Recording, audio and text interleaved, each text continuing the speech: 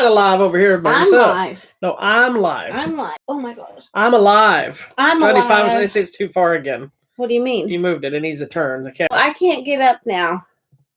Yes, you can. Hold on. She knocked the camera over right before the show started. So she's like, her face is all in the camera. The other way. Keep going. No. You were right the first time. Keep going a little bit more right there. That's too much. But that's now fine. People are seeing my giant face on That's Facebook. Fine. Come on. Get your big old head out of the way. Let's go. It's a little too far, but it'll work for now. You told me to keep going. I know. It's too far. Well, at least you get to see my BFF Freddie. So, yeah, she decided to come in here like a whirlwind bull in a china shop. Oh, and you know what I heard today? We're the Dream Warriors. It's Freddy Krueger, Dream Warriors, Part 4. Right? Anyways, hello everyone, and welcome to this week's episode of Hollywood Matrimony Live. We're going to talk about movies, and you're going to love it. Make sure you check. It don't matter; they don't get a choice. Make sure you check out our website, HollywoodMatrimony.com. You can also find us on Facebook and YouTube. That's where you're watching us right now. We're also on Instagram and the Twitter at Hollywood Matter, MATR. All right, there you go. That's what I had. All right, what are we talking about today? We got a plethora. And we've got a good variety of movies today. I'm very excited. Yeah, fix my. Because we got some stuff, I guess one that would be, I don't know what to classify it as. Then we got some war movie. Nobody knows. We got a drama, confusing. We got a comedy, we got a war movie, and then we got something else that's just all its own thing. Yeah. All right. So you tell me what you want to talk about. Let's start with our comedy first. I think I saw this first, and then you saw it. You did. You saw it at the screening, and then I went and saw it alone. Did you? I saw it alone at the screening, too, and I have a story. Yeah, but you had a screening. I was almost alone in a theater. Was there no one there? There wasn't that many people there. Oh, that doesn't bode well. It didn't do well this weekend. Well, I think it was number 5 or 6 or something. So anyway, so today we're talking about the movie Like a Boss, starring Tiffany Haddish and Jackie Q, also known as Rose Byrne, and it has Salma Hayek, and then that very funny, is he Indian? The very funny Indian man. The guy from Deadpool. He's so funny. Yeah. Yes, Mr. Poole. That guy. Mr. Poole. What is his name? Oh, anyway. He deserves a name. Anyways, Like a Boss. This was one of those we talked about on the show before that, like, I was tired of the trailer. Like, I was having a you issue where I was tired of seeing the trailer. It amused me the first couple times, and after that, it stopped being funny. And I was just ready for the movie to be over and not even watch it anymore. Yeah, and just to give context, for anyone who's just now watching us in 2020 or you're new to the show, we probably go to the theater 2 or 3 times a week. Minimum-ish. And they're like, man, how do they afford to do that? Well, let me tell you. We have the AMC A-list. Well, we also see screenings, too. Yeah, you pay $20 a month and you can go 3 times a week. Yeah. IMAX and Dolby included. Matter. But yeah, we get screenings as well. So typically a Tuesday night is my movie night. Yeah, so like she went to a screening, so then I had to use one of my passes to go see this. And then it restarts every Thursday or every Friday. Excuse me. Do not be fooled. I still have one more to watch before it resets on me for Friday. So okay, if we go see something Thursday, then I can. Yeah, which we were supposed to this week. So thank God we got to see the other one because I didn't think we were going to have time. Because we were supposed to go to a whole nother screening that we opted out at the last minute. Which sucks. I really want to see that movie, but at the same time, it was an hour drive, and you had to dress up fancy. It was just going to be a lot. Hi, everybody! Thanks for watching. So, Like a Boss, starring Tiffany Haddish, Rose Byrne, and Salma Hayek. Okay, so you were tired of seeing the trailers. Tell what it's about. It's about Tiffany Haddish and Rose Byrne. They're BFFs. They've been friends all the way through school, and it looks like college, and they live together now. And they started their own makeup company. They're doing okay. Mia and Mel. They sell makeup online. They have a little storefront. And we find out that they're actually in debt. But she hadn't told her friend. So Salma Hayek is this big wig makeup queen empire person. She's essentially Avon. And she's like, I'm going to come buy you. Or L'Oreal or something like that. I guess. Did you notice that part wasn't in the movie? What part? Where they had the things on their head? I don't know what you're talking about. Anyways, so doesn't matter. We'll go there. It doesn't matter. Stop watching the trailer. I'm going to tell you. Anyways, that's where our story comes in. Yeah, Selma Hayek, you think, is just trying to take over, and she's being sneaky, and the ladies are trying to fight for their company. That's where we're at. And their friendship. That. Oh, yeah. Anyways, okay, what did you think overall? It was funny. Mm-hmm. Here's the thing. It's a movie that's super cliched, super predictable. It doesn't really push any real boundaries. It's really the same crap of this genre you always see. I think the only thing that elevates it to maybe a little bit higher standard is one that Tiffany Haddish and Rose Byrne have great chemistry. They're great together. Mm-hmm. They're fun to watch. Salma Hayek, I love her, but she seemed like she was in a different movie. She was almost cartoonish type villain, because she's kind of the bad guy of sorts, but she was almost cartoony and over the top with some of the way she acted. And she was borderline being like a, like the type villain. It's just like I would expect in a cartoon. Yeah. So to me, it felt that part kind of felt missed. But the fact that they went rated R with it, and it's not like perverted necessarily, but there's some sexual innuendos and there's language and stuff, to me made it work better than it would have otherwise, because there's moments where you get pissed off and you say things that aren't like, darn it, shucks. And here it let them kind of cut loose. Yeah, I like that too. Thought it was important. But had it not been for their chemistry and that stuff, I think it would have fallen flat pretty bad, because I did enjoy it. It was funny and it was fine, but it wasn't hilarious like I hoped it would have been. See, I thought it was funny. I laughed a lot. It could be too. This is one of the things that I think always. I have booger. Okay. Changes the experiences, who you watch it with and in what setting. And I was in a setting of a ton of ladies that obviously love Tiffany Haddish. Well, in my theater, it wasn't a packed house, but the people were laughing. There was somebody I thought was you at one point. They're like, that thing. So there were people having some good old time in there. Okay, well, my crowd was having it. I laughed at it. I thought it was funny. And it's interesting because you mentioned the off-color jokes. I thought all of that was hilarious because it is true to life. And yeah, definitely. The lady sitting next to me was an older lady. She didn't really laugh, and I was like, maybe I'm nasty because I'm laughing at these things. But it was funny. I thought it was good. I enjoyed the film. I'm a huge fan of Jackie Q. I like all the ladies that are in the movie, and I like the supporting cast. I think the supporting cast were better than the main cast. Billy Porter was good. Jennifer Coolidge is always great. Yeah. If you don't know who that is, that's Stifler's mom. Stifler's mom. From American Pie. What is the guy's name? Is that Billy Porter? Yeah. Billy Porter. Yeah, he was awesome. So good. He's so good at it.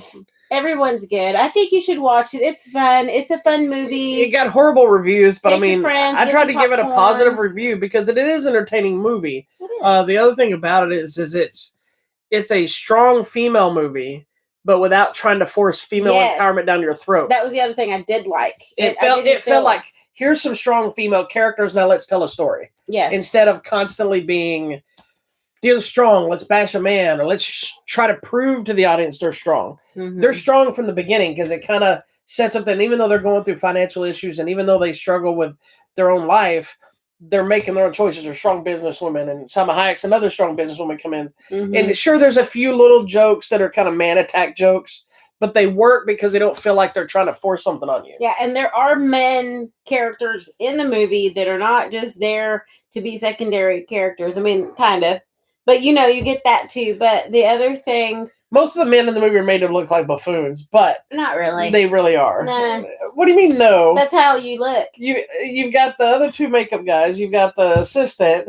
You've got the gay guy. And then you have the one other guy. All the rest of them they're all made to look like buffoons. They're all good. But again, it works because I never once felt like, oh, God, they're trying to force this down my throat again, which I hate. And it's not just a women thing. I hate when anybody tries to force anything down my throat straightforward a story. And a lot of that comes from perception. Mm-hmm. Because you have people like with the Star Wars stuff that think, oh, Disney is shoving a female powerful character down the throat because they're trying to be socially conscious. I don't feel that way. I felt like, hey, it's a new character, and I was fine with that. This one was the same thing, because I just felt like it was strong females. Let's tell a funny story and a heartwarming story and whatever. It works sometimes. It falls flat other times. But in the end, it's a fun movie. It's fun. Go watch it. To me, it was average at best. In theaters now. I thought it was super fun. It was a fun way to start the year. Yeah, it is. It's worth checking out, and it's very. If you just know you're going in for a by the numbers, straightforward comedy that you've seen hundreds of times, a buddy movie. Yeah, that kind of thing. Because I knew exactly how it was going to end. I knew exactly where we were going and what trials and tribulations they were going to go through because it followed that guideline. But I love Tiffany Haddish, and I will watch anything she does. I don't even care. I do too. And she was a little toned down this time, which I like. I like she's been toned down a little bit because sometimes she can grate on you because she gets too much. Mm-hmm. But I like that she's with each role, like especially like when she did The Kitchen, she was toned way down in a different persona. Mm-hmm. So we're getting different versions of her instead of being like some of these characters that's like I love Rebel Wilson, but I totally get why people don't. Yeah, because she's her all the time. She can be a lot. She is always on, but that's why I find her hilarious because she's just ridiculous, and it works for me. But you know me, I like ridiculously bizarre people and characters, and the weirder the better. That's why you're with me. I have no idea. So go check out Like a Boss. It's in theaters now. Like a Boss. I did that too, and nobody. What? Like I was like a boss, and nobody got it but me. Oh well. That's all right. All right, so what do you want to talk about next? We got a war movie. Right. We got a. What did we see next in order of appearance? That's not order of appearance because we already passed when we saw first. Well, let's talk about that. OMG. Okay, now we saw this one like a month ago. No, we didn't. No, we didn't. Okay. We didn't. Like 2 weeks ago? No, we saw this weekend, just like everyone else. Okay. Anyway, it's a movie called Just Mercy. It stars who? Michael B. Jordan. Not the basketball player. Creed. The guy from Creed. Yes, Michael B. Jordan. Jamie Foxx. And then the lady that's controversial for some reason, Brie Larson. I guess people don't like her facial expression. Well, is what it boils down to. She did a few things. Maybe she's too stoic. She was before she was big. She was in like 21 Jump Street, something. She was a cute little girlfriend character, you know. Then she did Room, and she got won an Oscar or whatever. And then when she got cast as Captain Marvel, everybody was excited for it. And then the trailer came out, and she was always like, people forgetting the fact that the character and the Kree and all that were emotionless anyway. But because it was the start of all the social SJWs, as they were trying to call them, the social justice warriors enforcing political agendas down all of our throats, people turned on her. And then she said some stupid things during press because that's too bad. She said some stuff like, you know, she only wanted to be interviewed by women or this and that. But what she meant, if you read the whole article, is she was referring to the fact that men were getting all the good assignments. So every time she did press, it was mostly men. They were never sending women reporters to cover anything. I see. So she was referring to the equal balance of assignments giving to men or women in the press. But it's not what she said. And she made it sound like she didn't want to do interviews with men or whatever. So it just came out wrong. Yeah, and it's a perception thing. But anyway. It happens. But Just Mercy is a true story. Is this Stevenson? Yeah, Brian Stevenson, who's an attorney who basically, when he got out of law school, he I don't know if he joined a firm or started his own firm, but either way, he dived in and started helping basically cases of low-income people or people that, mostly black people that from that, was it Atlanta? It's in Atlanta, right? Alabama. I knew it was an A. And dealing with cases that look like they weren't tried justly or whatever. So the movie follows his first case where it taking on Walter McMillan. Who was actually arrested and put on death row for like 6 years without a trial. And because he was black and the crime he was convicted of, or not even convicted, but put on trial on death row for, was like happened in a town he had never been to somebody he had never met. And so he basically started looking at the case. Jamie Foxx plays Walter McMillan. And so Michael B. Jordan comes in and starts looking at the case and realizing, hey, this was handled horribly wrong and this isn't right. And so now it's Michael B. Jordan versus Alabama, essentially. And up until that point, there had been no case overturned in Alabama or whatever. So anyway, it's crazy. The story alone, is one of those that it's going to probably pull at the heartstrings and it's going to infuriate you and all those things. But let's first talk about it as a movie. Are you working? No, I'm looking him up in our system because he's in ours.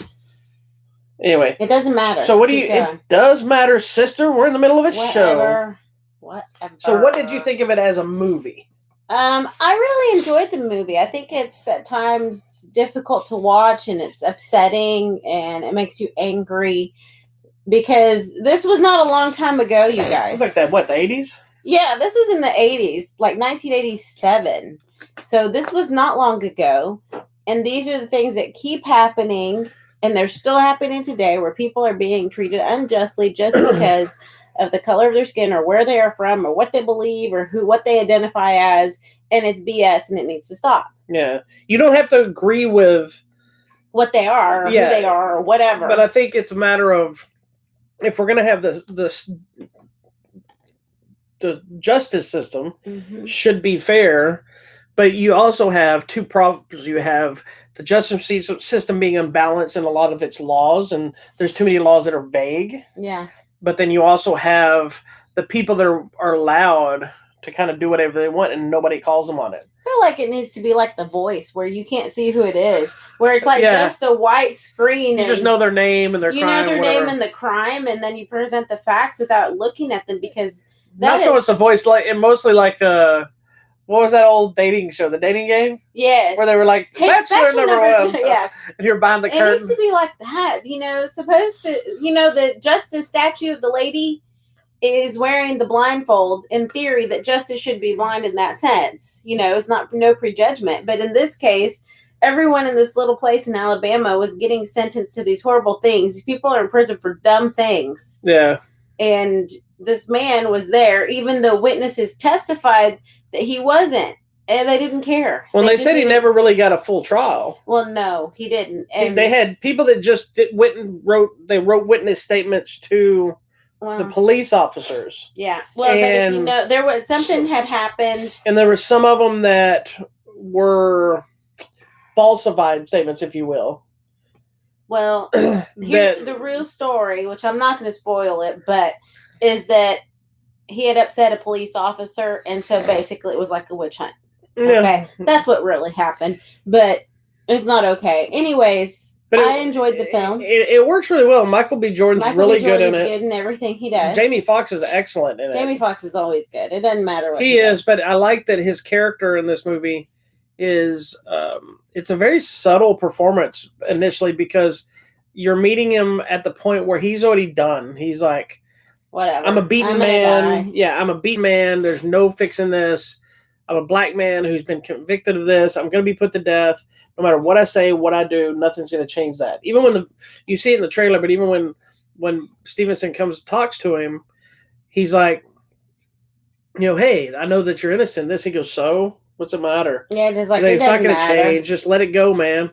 And little things that, and I'm trying to get to the trailer stuff, but little things like him showing up out to the poor area to talk to the families. They're like, you're the only lord that's ever actually come out here and talk to us. Mm-hmm. Because, the court appointed whoever wasn't going to help. No. They didn't care. But it's a great little movie. It didn't do super great. It did okay. It had, I think, a small opening, and then it opened wide this weekend. Yeah. But, yeah, it's a great little movie. It's not one that has the big twist where the breaking the case and this and that. It's more about seeing what he had to go through and the hoops he has to jump through to get to the truth, because the truth is that right there in front of them. Yeah. It's one of the few court type movie things that I've seen where. You okay? Yeah. This is the end where it's not of them watching them search for the truth and stuff. It's like the truth is written in front of them. Yeah. And so he's just trying to get people to listen. Yep. Anyways, you need to watch the movie. You need to read the book. You need to watch the videos. And the guy, Stevenson, is still doing this today. Oh, yeah. He's still actively doing He's still, I think he's gotten, what'd they say, like thousands or something? Or high hundreds or whatever that he's gotten off already now, or overturned. And these aren't people that he convinced them were innocent. These were actual innocent people that he got changed, Mm-hmm. So. He's still actively doing stuff. What is that? No, I'm reading the bio. Oh. Anyways, y'all need to go watch this movie. It's super important. It's a good movie. It is a good movie, and it is one that's... It'll make you angry. It will. It pisses people. It's a piss you off movie, and it's also one that should be seen by everybody. Yes. Please. All right. Make a difference. Just So- Mercy. It's in theaters now. Go watch it.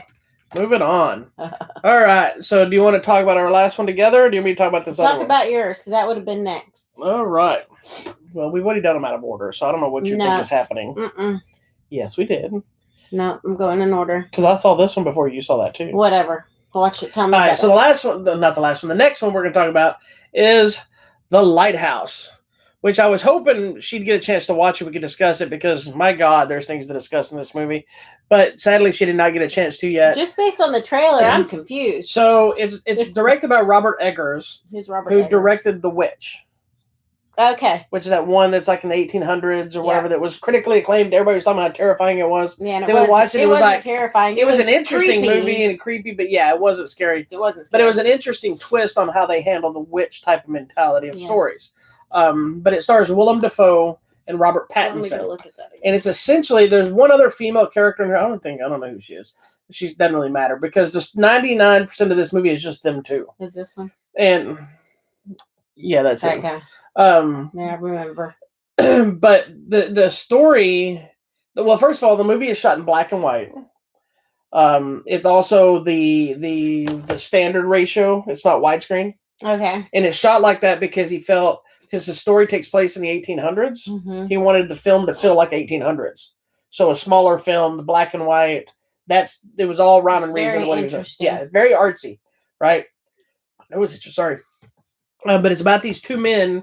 One of them is an old school lighthouse keeper guy.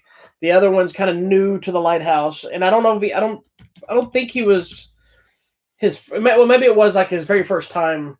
Hold on. I'm gonna read this and see if this makes any sense to everybody. Okay. Because I'm gonna try not to make sure it doesn't say anything. It says, from Robert Eggers, the visionary filmmaker behind the modern horror masterpiece The Witch, which people really love, That's fine. comes this hypnotic and hallucinatory, that is very accurate description, Okay. tale of two lighthouse keepers on a remote and mysterious New England island in the 1800s. As an approaching storm threatens to sweep them from the rock and strange apparitions emerge from the fog, Oh, Lord. each man begins to suspect that the other has become dangerously unmoored. So, That's dangerous in itself. When you yeah, think so the other the person's trailer, if you watch the trailer for it, it kind of looks like, okay, looks like it's going to be about these two guys going crazy, yeah, which is accurate.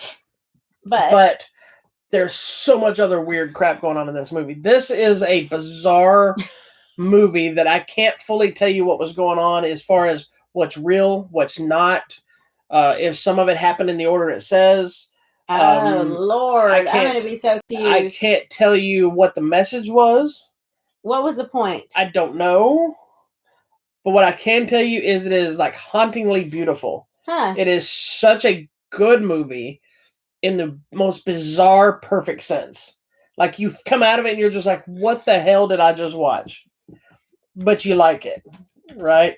It's one of those, though, that if you don't appreciate, or if not somebody who appreciates that cinematography and what they're trying to accomplish and how they're trying Well, to maybe accomplish not it. knowing an answer. Yeah, and It yeah, will if you drive need it- it spoon fed to you, you're going to be one of those people that step away and go like, that movie is stupid. And I get it. I used to be that. Like, if there's not an ending, it used to bother me. Now I'm like, oh, let's talk about This is a movie that I can easily see somebody watching and go, that movie's stupid.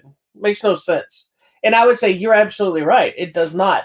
Because there's a lot of elements, I think, that are left to your own devices. But there's some supernatural elements. There's violence. There's a lot and lots of lack of dialogue.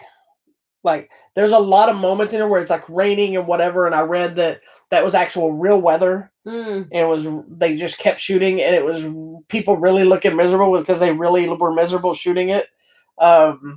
They have these weird accents, And I feel like both of them are all in. Like when they're in character, oh, they are all in this movie. I feel like both of them are. There was a moment. Robert Pattinson's. If all you know about Robert Pattinson is Twilight, ignore that. And watch some. Well, of what's his funny stuff. is I read a thing He's about not that at all. That he's good. They didn't even know if they liked each other until the movie was done filming and during press time, because they never hung out or sat with each other during lunches or anything else. Like, I think when they were filming or whatever, I think Pattinson kept himself isolated away from everybody else. And That's seems about right for him. Defoe wouldn't be around with the crew or whatever. But they said, like, when they were staying in there, all Pattinson and the crew were staying in like hotels or whatever. Defoe stayed in a cottage thing right there. So they were both kind of isolating themselves because the entire movie is them being isolated. So like, there's this one scene that's not really a spoiler, but Defoe's character is making like lobster or whatever he's feeding them, and the guy tells him something sucks or he won't drink with him or whatever it is, because all they do is just they work, they drink and eat, go to bed, and they work again. That's their whole life, maintaining the lighthouse. And he gets so mad because he won't tell him that the lobster or whatever he made is delicious. Then he like puts a curse of Poseidon on him, and he's like yelling, and he's doing this whole monologue. And they said he did the entire monologue without blinking for like 2 minutes, and it was just this weird, beautiful there. But it's like it feels very much like an old Alfred Hitchcock type movie because of the way it's shot and it's lit and the rain and the stuff. And there's this ongoing seagull that's tormenting Robert Pattinson by like just staring at him. It's a one-eyed seagull. And it shows up and it just stares at him. And there's a sequence that involves a seagull that's kind of hard to watch. So I'll warn you ahead of time.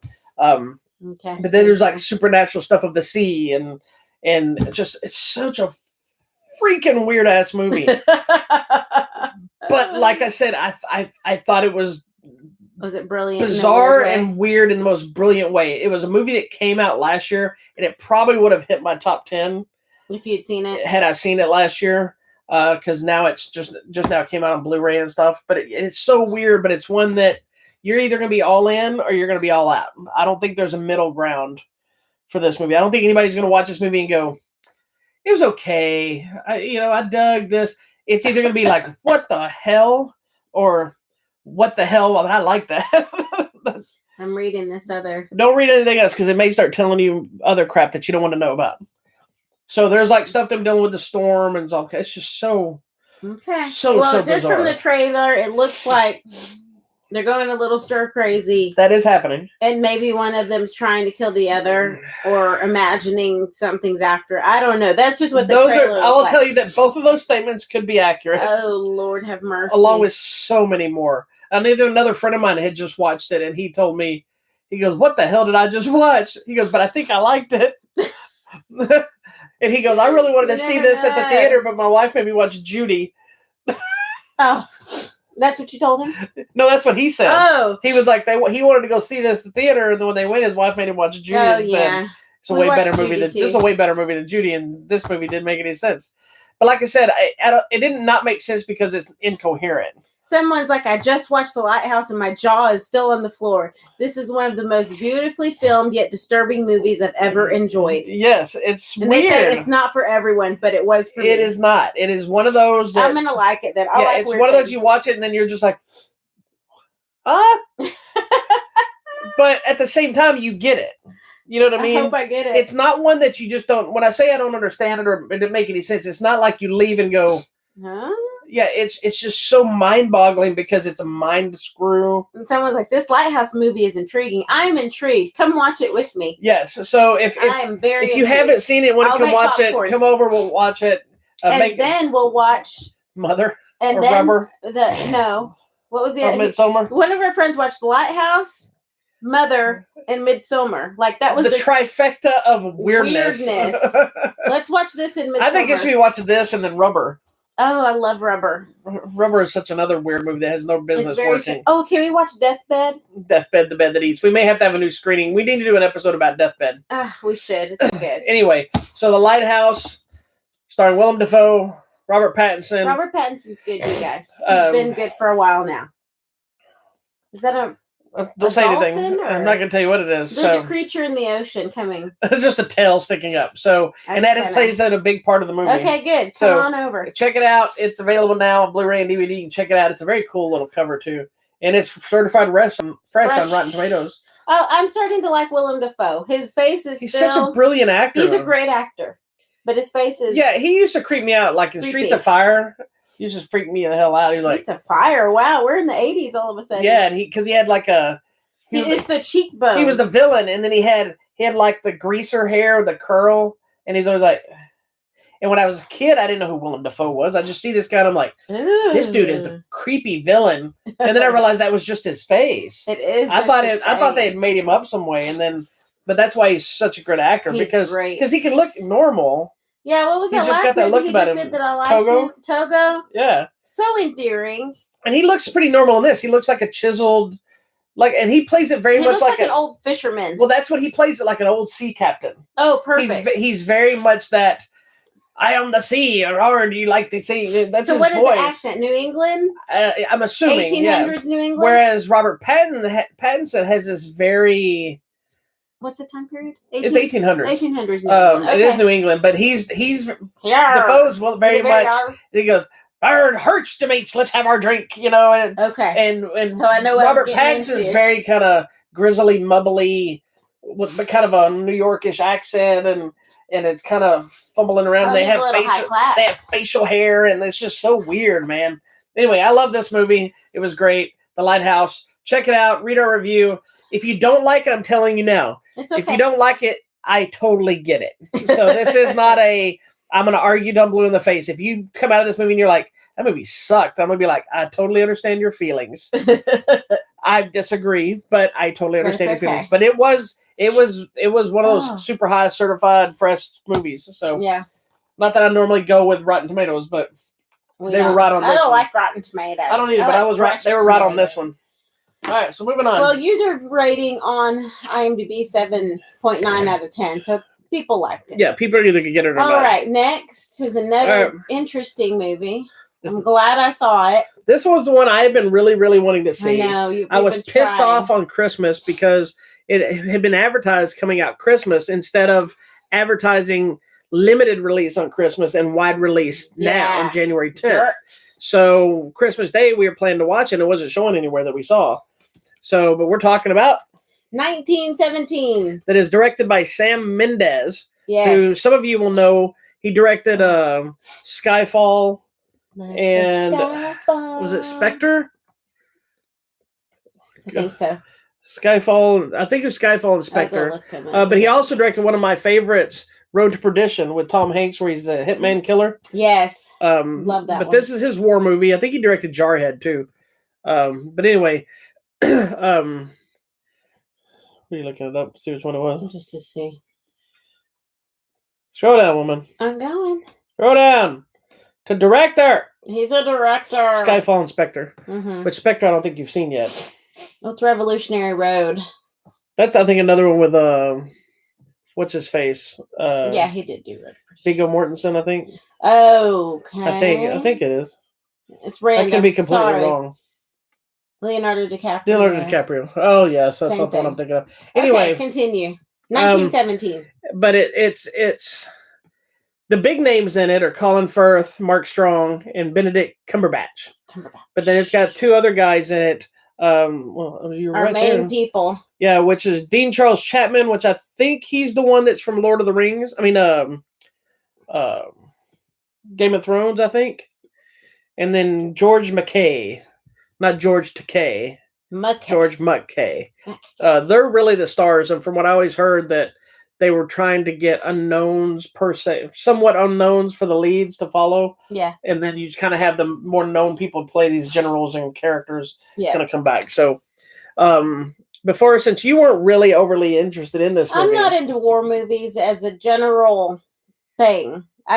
But every time I actually watch one, I get into it. You end up liking? I end up liking. I've actually, I like war movies now. I think what I don't generally like is just all the sadness and the killing. But that's part of war, is what's sad. I know. And here's what's funny is before she tells you what she thought of the movie, you have to understand this is not an action war movie. Mm-mm. It is a journey. It's almost a Lord of the Rings-esque journey where two guys are on a mission. That's why I was up for watching it. Yeah, these two guys are on a mission to go from one place to another to warn another platoon. So it's not about them in battle. It's about them avoiding battle to get there. And they happen to be having to do this around a war, right? Mm-hmm. So while we're watching the movie, and I knew this wasn't going to be an action-packed movie, when I know she's not interested as much as I am about a movie, I will sometimes watch her reaction and try to decide before we get out of it, is she liking this movie or not? I honestly thought she was bored off her mind. So when I came at it, I was like, this is going to be an interesting discussion. Because I got her to watch this one instead of something else. And we skipped out on the other screening we were going to go to and watch this instead. And she's going to hate it or whatever. And what did you think of the movie? I actually enjoyed the movie a lot. It was really good.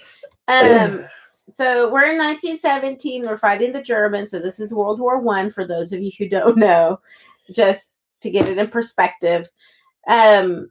It's actually really good. I think what I like most of it is that it's the story of these two guys. The war is happening. The Germans are there.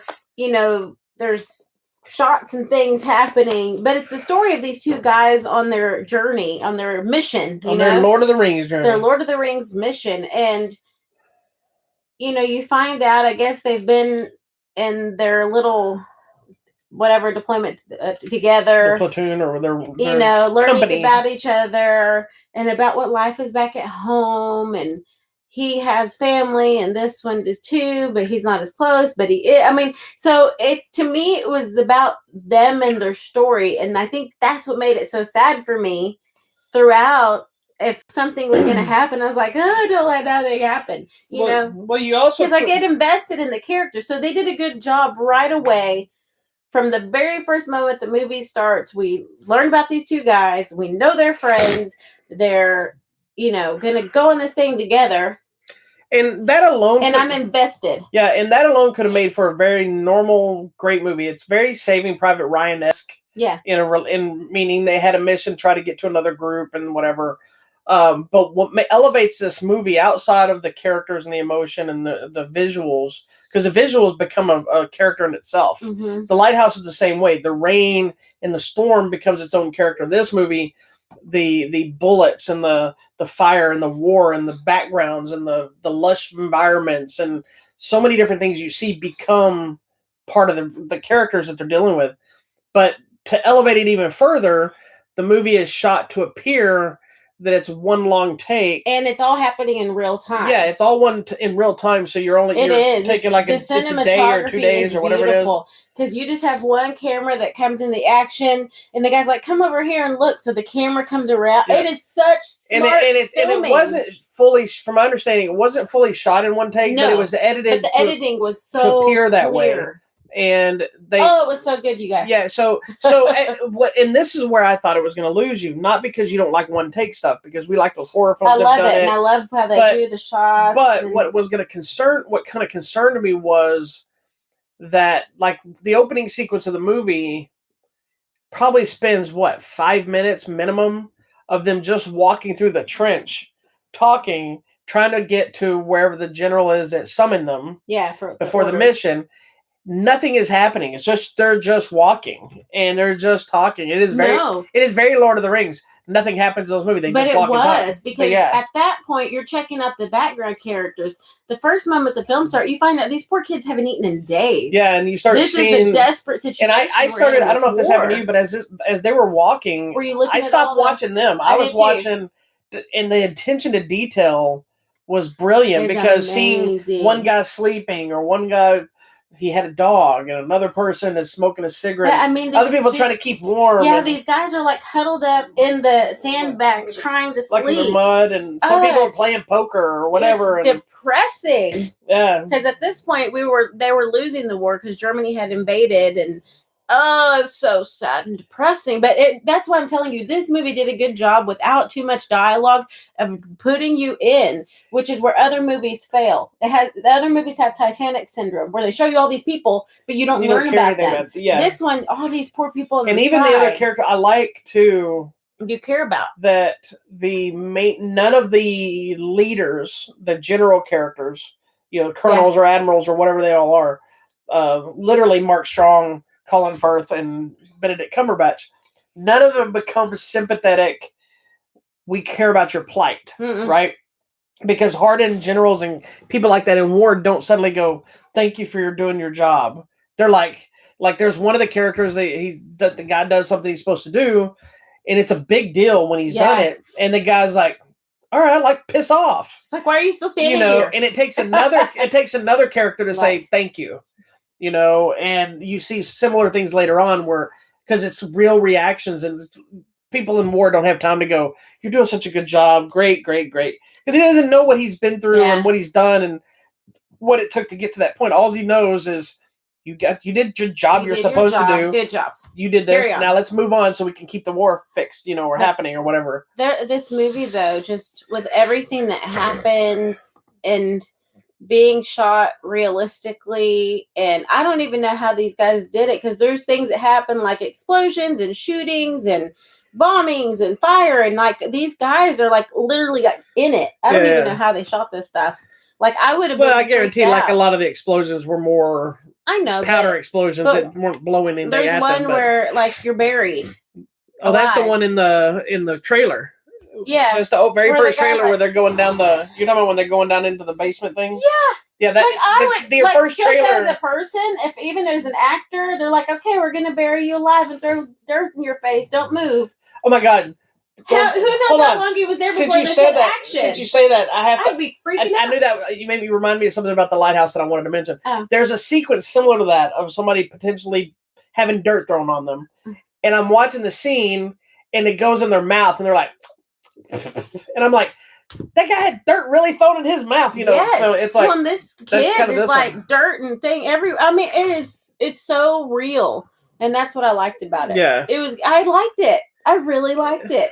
I liked it. I really liked it. I loved the filmography. The music is good too. There's a lot of good musical swells. Yeah, it's very tonal. And then it goes, and then the sound, there's like gunshots or explosions, and you know how your ears would be ringing or muffled. The sound in the theater goes down, and it's very muted, and you can't hear. And then suddenly it clears up again. So I like too. There's a sequence where somebody in the movie dies. And normally, in war movies, you're not given the time. Somebody dies, you have to move on to the next battle or deal with it. And there's a quick crying or whatever. Like this is another 5-minute death scene of somebody you're watching them die. Yeah. And dialogue. But it's real. And other stuff happening. And you can even see the color in their face leaving. Yes, you notice it was so good. Yeah, it's a lot of that stuff. And I was very surprised. While it was bloody, it wasn't overly graphic unnecessarily either. Because it was realistic. Because you watch some stuff like Saving Private Ryan or things like this, and they have those gory moments that are, or even not Heartbreak Ridge. Was it Heartbreak Ridge that I like? Mm-mm. What was the one where the guy was rescuing people? Yeah, I loved that movie too. That was one of my favorite movies. It still is. Anyway, but a lot of the war movies, you end up seeing people dragging their bodies along and their legs and stuff. And there's some moments in this movie like that. But like, there's one that's not really a spoiler, but it's. Did you know? Expect it to fix and happen too, because there's like a body lander that's kind of opened up, and you knew somebody was going to put their hand in there, and the guy kind of gets startled, and his hand goes into the body, and you're like, I'm like, you got some fungus. Did you even hear what I said? I said to him, like, you got disease. Well, what had happened? This isn't a spoiler, but somebody cuts their hand. Right. The next scene, that cut hand goes into this dead body, and I just went. I said, infection. And me too. I'm like, you got something. So, but yeah. And then I think there's realistic acts, but there's another character later on. He's just gone through something traumatic, and he actually takes like 2 minutes to like break down and scream and cry. That's what would really happen. Yeah. But we're actually watching it in real time, and I'm like, oh my God, I'm going to cry too. Part of the thing I love too is, and again, I don't want to spoil anything because it's not really a spoiler, but the movie, as it goes on, and I don't know if you caught this too, it starts in a place where these two guys have to put their packs on and get ready and all that stuff, just like normal going on a mission, right? Mm-hmm. But it ends where the journey not only broke them down, but it broke them down of like equipment and their. Not just their emotions and their health and whatever, but as they get closer to whatever's going to happen and not happen, they suddenly don't have everything that they started with, to the point where they're just what they were at the beginning. Yeah. And I thought it was a very cool twist. And the beginning shot and the end shot, I thought was a genius idea. It was so good. Again, I don't want to tell you how that happens, but it is. It's such a great movie that you don't even care about the war. You don't care about who's winning, who's losing. You just care about the two people and what they're going through. And even when the height of what they're trying to accomplish, because there's ends up really being two missions. Yeah. There's the main mission and there's a side mission that ends up happening. And you finish one and they go to the other one, and do they succeed, and how are they going to succeed, and how is it going to happen? Is anybody going to get there? Is anybody going to even, because they make up the one of the things I like too is they talk about make the people listen, because you're in war and people just want to fight. That was one of the things that guy, I don't think it's a spoiler. The man's like, make sure several people hear the message. And he's like, why? And he's like, because some people... Because he's like, this message is from the general. He goes, it doesn't matter. Some people like the fight. Yeah. They love the war. And then that plays up somewhat in one portion of the movie, too, where it becomes very real. But then you also get to experience a sense of other people and how they're suffering through the war, not just them. That's the other thing I did like, is even though we are not in the fighting, we're seeing a lot of the aftermath and him going through... There's still soldiers around shooting, don't worry.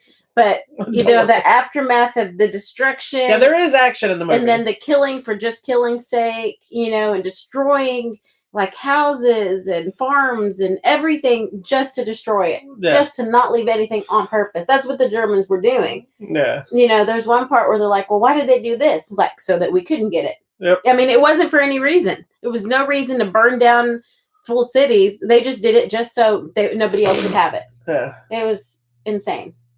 Oh, well, I will say this. Technically, the movie opened last year, limited release. Its official wide opening release was this Friday. So I'm calling this movie as a 2020 movie, because that was wide release. And right now it is going to sit on one of my favorites of the year. Is that your top 10 already? Already. I started my top 10 at the beginning of the year, sister. That's why I was prepared last year, not sitting there fumbling around like you were. I guess I better write it down. I really liked it. I didn't think I would, but there you go. It was excellent. Muy excelente. Muy excelente. And the sweetest thing at the very end is the credits. Please stay through all the credits, because it says... Well, it's not... You don't have to stay through all the credits. There's just... the end. The dedication. Dedication's it says that's what about him. Huh? It says.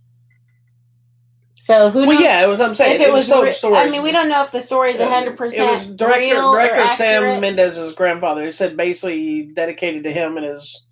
Thanks for his stories or whatever. Yeah, so it's supposed kind of loosely based on some stories he told them. We don't know what really happened. And it's always funny because when that stuff pops up, she's always like, "Oh." That's what made me And then when the director then comes, she goes, "Oh," because they have the same last name. But I so cried. Of course, I knew who directed the movie, so as soon as it came up, I knew he had to be related. She had no idea.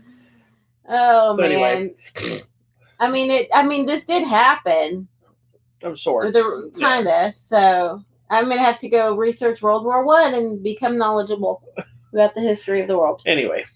Part 3. It's in theater now. It wasn't... it was number 1 this weekend. I'm not surprised. It knocked Star Wars down finally. The lady next to you, I think, was crying. Oh, was she? I think so at the end. Do you know the 3 movies this weekend? I'm top gonna go 3? Look. Don't look. Tell me what you think the top 3 movies this weekend. Okay, so it was 1917. What else came out this week? Like a Boss, Just Mercy... 1917 hopefully, and Underwater. Okay, so 1917, hopefully Just Mercy, and then probably Like a Boss. You'd be incorrect. Really? Yes. What happened? It was 1917, Star Wars. Still good. And Jumanji. Oh, wow. Jumanji's really good. That's why. It's a fun Star movie. Wars is tapering off now. It's almost to the $1 billion mark, so it's starting to taper off. But nobody wanted to see this last Star Wars movie. So, moving on. Let's talk about our movie experiences. My movie, I'm going to tell you mine first. Mine's very simple. Okay. So, last week, the only reason I've been watching Star Wars as much, I mean, I probably would have anyway, but AMC does these IMAX posters every Sunday. You have to go watch the movie in IMAX and you get this special poster. And they have a different one each week for 4 weeks. They've been doing this since Force Awakens came out. Solo only had 2, and I think Rogue One had 4, but they did these big ass posters, so it wasn't really part of the same set, but they still did them. So anyway, all these movies have come out, and I've gone and watched them numerous times. 1, because I love them, and 2, because the poster. So last week I get there, and I think I might have told this on the show, that they had the wrong poster, so I had to ask for the right one. They got me the right one, and so on. So this week, I've been going to the same showing time every Sunday because I teach class on Sunday. So there's a very small window for me to be able to go to a movie. It can't be later than 11. Yeah. because then You won't make my it to the class is at next 3, class. so I need to be able to get home, get my stuff together, drive to where I teach, whatnot. And I don't want to cut it close. So this week, initially, it wasn't even showing up in the system on A-list initially. That's not cool. So then about halfway through the week, it shows up as just a 3 o'clock show. I'm like, well, obviously, I'm not going to be able to go to that. Then it changed, and the 3 o'clock was the IMAX 3D. They added a 12 o'clock show. I'm like, it's still too late, but I bought the ticket anyway because I said, you know what? At least go get your poster. Yeah, I'll go pick up because I have the A-list thing, so it's not like I shelled out cash. I just lose a movie for the week. So when I went to see Like a Boss on Friday, I saw the same manager guy there that got me the poster last week on Sunday. So I went over to him. I said, look, dude, I said, I don't know if you can do this, but I'm going to ask you. I said, you know, I was here last time, or I assume, I don't know. You may not remember me, but I said, but I know you do these posters on Sundays. He goes, yeah. And I'm like, look, I've seen the movie 6 times. Was gonna come to 7, but you changed the time. I can't come now on Sunday.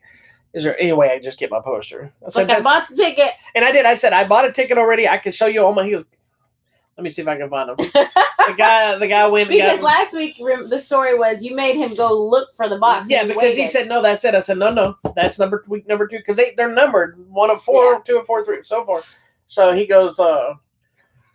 This guy is so awesome because not only did he take the time last week without much of an issue, he seemed tired last week. That's the issue because he wasn't. I was wondering. Maybe he'd been there too long. Well, and last week I was a little irritated with him because he just felt put out. Because when I asked him to do the poster, he kind of like. I'm going to have to go look for him upstairs. And he paused like he was hoping for me to say, nah, don't worry about it. I'm like, okay, I'll wait. And he was like, this time he was super nice. So I think he just was having a day. He was having a rough day that day. But he, not only did he go do it, he asked me, he opened the closet and he's like, do you have all 3 of the other ones already? Like he was willing to give me some of the other ones too. But anyway, he hooked me up so I got my poster so I didn't have to go today. And to be honest, I love the movie. I would love to see it in the theater over time, but I needed a break. Yeah, it's a lot. I was starting to get. I was just starting to get movie fatigue. I didn't even want to go to a movie today. I didn't want to go to a movie at all this weekend. Like, movie had it not been 1917, it's true. I was just movie fatigue can happen. I was like, I wanted to see 1917 so bad. I didn't want to go to Like a Boss on Friday because I was just like, ugh. It was fun though. No, not because I hate movies. Because I was like, I just want to break from the theater. Because we're seeing our other movies, and then I'm sitting through the 2-hour Star Wars movie. That's a long movie, too. So, anyway, so that was my silly little thing, my poster. What did happen to you? Oh, goodness. So, I went to a screening of Like a Boss last week, and I show it, and there's all this stuff, like, set up. There's, like, a little clothing store. There's, like, a little picture thing. There's this lady that does, like, balloon walls and come take a selfie. There was so much stuff happening. And so I checked in and asked, what's her name? What's the brown-haired girl's name? I forgot. I don't know which one. Anyways, I'm like, what is going on? She's like, oh, we've invited all these women-owned businesses for Like a Boss. For their promotion thing. Yeah, so I was a little put off by the propaganda, honestly. No, okay, I have to explain to you what they do with their PR thing. I know, they're doing They PR. build stuff based on... I get you. Things. So since the movie's about a female-owned business... But I'm like, oh, I hope this movie isn't pushing female agenda because I'm over it. But women are strong. I get you. I guarantee what they did is since the movie's about 2 sets of women that own a business, let's bring in so that's what it was. They were selling all their stuff. I'm like, there's just too much happening for me. Sorry. I'm just here for a movie. I just want to watch the movie. So then, they had seats reserved for press, and then they had a whole other section for the Dallas Girl Gang, whatever that is. And then there was another group for the Dallas, what's that thing, the stupid TV shows? Housewives of Dallas. The Housewives of Dallas were there. For the TV show? I'm like, this is just already going to be high drama for me. I just want to watch a movie. I got my snacks. I sit down, and there's 3 open seats next to me, and I had my sweater kind of tucked right here. Right. And of course, this lady's like, "Is anyone sitting next to you?" Like, there's 3 empty seats. Why are you guys sit next to me? But you can't really say yes because nobody is. I'm like, no, they're all empty. And so she sits right next to me. So I have to, my sweater's kind of leaning up. So I have to get my sweater, move it to this side. And then, I like to get all comfortable when I'm at the theater. So I have to turn this way. That's her ethnic side comes out. I do. I kick my legs up. I get comfortable. She does everything we complain about. I don't care, but normally I'm with you, and you don't care if my leg comes over onto your side. Do I not? So no. So I have to go this. Anyways, it's an older woman, an older white lady. Mm-hmm. As the movie goes on, I start smelling a little something. She was one of those old ladies that smelled like old lady. Like mothballs. And... A little mothbally, a little bit like dried pee, a little bit of sovacal sweat that was dry, like she was cold and sweaty. Oh my God. I had old lady smell wafting at me every little bit. And I was like, oh, Jesus, please help me. So Dallas, Housewives of Dallas, Dallas Girl Gang, all these ladies laughing up hysterically. I'm laughing. The lady next to me, not laughing at all. All I'm getting is old lady funk and no laughs. Was she awake? She was awake. I did check. I contemplated saying, hey, do you want to share some popcorn or something just to make conversation? But I was like, no, I'm not doing that today. Not today. Because no, So I had to get through the movie with old lady wafting like funk coming at me. And I was like, oh, please don't move, lady, so that the waft doesn't come over. Then afterwards, they're like, everyone, please stay in your seat. We're going to interview so-and-so from the Real Housewives of Dallas. I'm like, oh, no, Jesus. Not today. I got up and I was out of there because I'm like, I do not need this drama in my life. Were you the only one that left or did some other people leave? No, a lot of people left. Okay. They're like, everybody come move down and fill in seats so you can hear. I was like, no, thank you. I don't need that. I don't need It was just too much drama for me. Your light went out. I know. I know they're trying to do this whole women business. It was just too much for me. I just want to see the movie. It's not any different than when they brought us in for Kung Fu Panda. Well, that's different because it's karate. Us. But we were doing karate. They brought us in one time years ago for Kung Fu Panda 3. Yeah, we were the PR. It was so funny because I know it's not related, but they wanted us to come in and do a karate demonstration. And so the way it initially started, I don't know if I've ever told you this part, but they messaged me and they said, you're in martial arts, right? I said, yeah. And they're like, do you know anybody that can come do a demo? Like, yeah. I said, class. I teach, or do you want me to do it? And they're like, oh, will you? Yeah, we'll bring her class. So we brought a whole bunch we brought like, what, 15 people or something? Did some forms. With this whole plan. We're in full uniform. We took pictures of people. They sent me a message like the day before or the day of, hey, you're not going to be able to do a demonstration after all.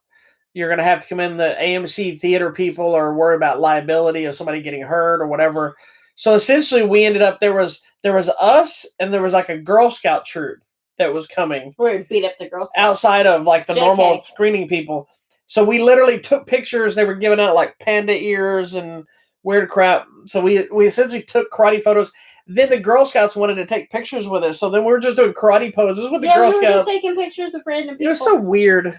Oh, well. But I have the poster they sent me. I wish I'd get all the people there to sign it, the students. It was fun. Anyway.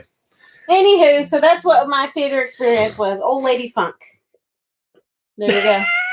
Old lady funk. Old lady funk. It is real. Her funk is kind of probably what I felt about the movie. It was funny. I've had some different old lady funk experiences. I have had old lady mothballs. I've had old lady pee. This one was kind of a little sweat smell. Okay, moving on. Old lady breath. Okay, let's move on. And old people want to get all up on you. Oh, I'm aware. I teach old people on a daily basis. Oh no, those people are nice. And so no, they do all these same things. Class. They do all these, but they don't things. Smell.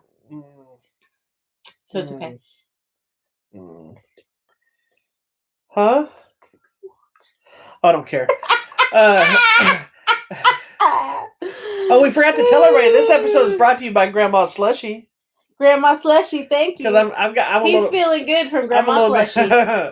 So if you, yes, thank you, Grandma Slushy. One of my seniors called herself Grandma Slushy, and for Christmas gave me this frozen slush that's adult slushy. Yeah, it's like cranberry juice and. I don't know if she said crown or something. So right before the show, I was sitting there eating it, and then I go, "Oh, I got to do the show." Woo! Thanks, Grandma Slushy. All right. So, oh shit, knocking shit over. I'm really not drunk. So we got to talk about what's coming out next week. We also got to talk about contests. Which one do you want first? Tell me about the contest. Let's contest first. Here. All right. So we have a few contests. Oh. I believe the Ip Man prize giveaway is done. It's still up on our site. Right, I haven't pulled it down. Officially because I was giving away, but I know they were pulling entries. So if you haven't seen it and you haven't posted your ticket or the picture with you post or whatever, go ahead and get it posted and hashtag it Ip Man Legacy or Ip Man 4, the finale, whatever, but I think they might have already chosen the winners. I'm going to message them and ask them because I'm going to say I had a couple people ask if they were going to go see it, if they can still post. But we have a few different giveaways we're giving away. One, we're giving away digital copies of Maleficent, Mistress of Evil. Say it right. Not the Blu-ray. We're giving away digital copies, so make sure you know which one you're getting. It's not this one. This is mine. It's the digital copy. We're also giving away copies of Joker on 4K. This is the copy. It's still in the package, you see. We are giving away copies of this, so go enter for that. To see that. This right here. Look, I'm picking his nose now. Nice. We're also giving away 4K copies of Gemini Man, starring William Smith, who gets jiggy with it and himself in this movie. It's directed by Ang Lee, if you haven't seen it. It's actually not a bad little movie. We talked about it on the show. I liked it. Outside of a few CGI issues, I actually enjoyed the movie. But we're giving away that. There may be a couple other ones coming out that I'm working on. Still hoping to try to get potentially Terminator Dark Fate. And one of the movies coming out this week, or one of the movies coming out this week, I'm hoping I can get some of those to give away too. But until I get that, I can't tell you about it. Okay. So anyway, so would you like to know what's coming out this week? I do want to know what's coming out. Well, let me tell you what's coming out this week DVD. on Blu-ray and DVD this week. So we have a few different things, ma'am. Okay. One of those things is Maleficent. Mistress of Evil is coming out. So if you miss out on the contest, you still go and grab your own copy at the stove. See how I did that? The stove. Also, we have Gemini Man is hitting this week. The one just talking about, I left it laying in the other room, so I don't have it to hold up and show you. So I'll just do this. So Gemini Man is hitting this week. Also, make sure Harriet is coming out this week. That was good. The story of Harriet Tubman as she takes on ninjas and cross country running. Excuse me. Krypton, second and final season, because they canceled the show, is coming out, as well as a Krypton the Complete series is coming out this week. I actually like the second season a lot better than the first season. That's too bad. Kind of struggling. Yeah, what's really sucks about the whole thing even more than this is when this season aired, they announced they were making a Lobo series because the guy that played Lobo and the way they did Lobo in this was so awesome. But when they canceled this, they scrapped the Lobo series too. Poor Lobo. Sorry. So anyway, so this is coming out this week. And also, the heat is on for Beverly Hills Cop 3 movie collection. Nice. Featuring Beverly Hills Cop 2, Beverly Hills Cop 3. There you go. So if you haven't ever seen them or you want to revisit them, the remastered, it's like some kind of long, 35 years since the first one that came. It's the anniversary edition of Beverly Hills Cop. That's cool. The movie came out in 1980 something or other. 84, 87, and 94.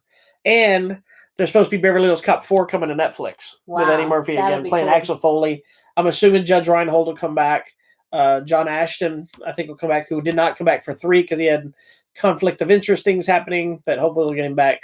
But this is coming out this week. I love this. I'm hoping I can see if I can try to get a copy of this giveaway, but we'll see what happens.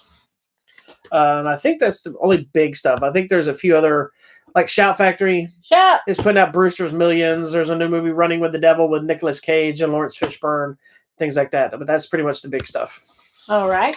Coming out at the theater this week, we have Dolittle, which is a Dr. Dolittle story starring Robert Downey Jr.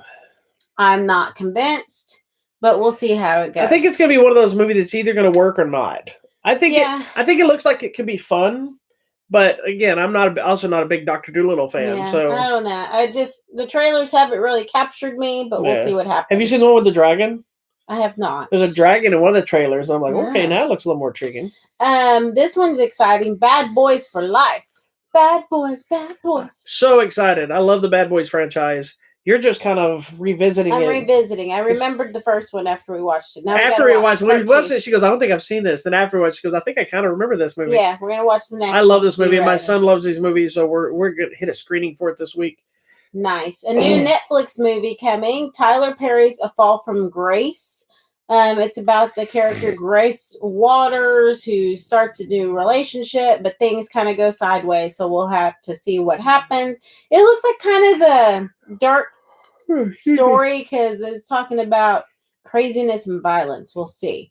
Another movie coming out to Prime Video So if you have Prime, is Troop Zero. It's about a little girl who wants to. I know this movie. They want me to do interviews on this. This NASA contest thing. So check that out. Everything else. I was supposed to interview that little kid.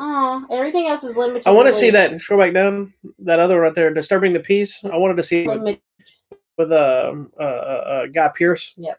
It's kind of an action revenge kind of thingy, whatever. So, but hopefully we'll get to check out like Underwater or something like that. Bad Boys for sure. We'll see. We'll talk about the whole Bad Boys franchise next week, but also whatever else we find. Obviously, I want to watch this Tyler Perry. We'll also see Doolittle, I'm sure, because it is. We'll see it. You're seeing it for the people. I'm gonna watch the Tyler Perry movie. I know that's the other thing is I watch a lot more movies now because we have to talk about it on the show. That's how I throw it in her face too. It's because it's for the show. When we first met, she used to watch horror films and all this stuff all the time. Then over the years, as she got old and crotchety, she got to where she didn't want to watch a lot of different things, or would say, "Oh, I can't wait to watch that." Then we put it off, and then she tells me, "Oh, you could have watched it without me." I'm like, so now, but now I have to. I throw the show in her face. I'm like, we need to go see that. I don't really want. That's 1917. Got her to watch it because I'm like, we got. And I loved it. I loved it. Just stick with me, kid. Okay. All right. All right. Well, that's it. Thank you so much for watching this week's episode of Hollywood Matrimony Live. Make sure you check out our website, hollywoodmatrimony.com. You can also find us on Facebook at Hollywood Matrimony, YouTube at Hollywood Matrimony, Twitter at Hollywood Matter, M-A-T-R, and also on Instagram at Hollywood Matrimony. And don't forget to hit the subscribe button right here on our YouTube channel. But don't forget, tomorrow will be all new episode of Martial Arts Movie Monday, where I'm going to probably talk about 2 movies that are, I don't really want to call it a franchise because there's only 2, but I guess 2 would still make a franchise. But two movies starring 2 completely different martial arts actors. So I'm going to talk about it tomorrow. Then Tuesday, we'll be back here for an all-new episode of TV Tuesdays. We'll talk about all kinds of new nonsense. I'm sure she's got some gross new shows she's watching. I always have shows. Then we're back here for another episode of Hollywood Matrimony Live, and we talk about Bad Boys and whatever else is happening. So be sure subscribe to this YouTube channel here below. If you're on YouTube side, make sure you hit the little orb up here to subscribe. Watch whatever trailer popped out over here, and we will see you next time. Peace and love. Watching. We'll talk to you later. Now it's time for salad. Yes, let's have some salads. Yay.